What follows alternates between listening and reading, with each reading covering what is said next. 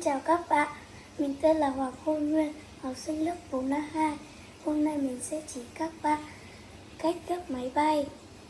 Bước 1, các bạn gấp đôi tờ giấy. Bước 2, các bạn mở tờ giấy.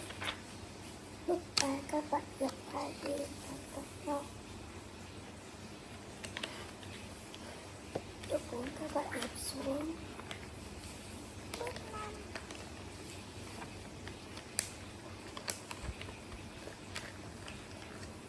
bước 5. Bước 6, các bạn gấp đôi vào với nhau. Bước 7, các bạn gấp hai phần giấy và tạo thành cái cánh. Đây là chiếc máy bay của tớ sau khi gấp xong. Xin chào các bạn và hẹn gặp lại.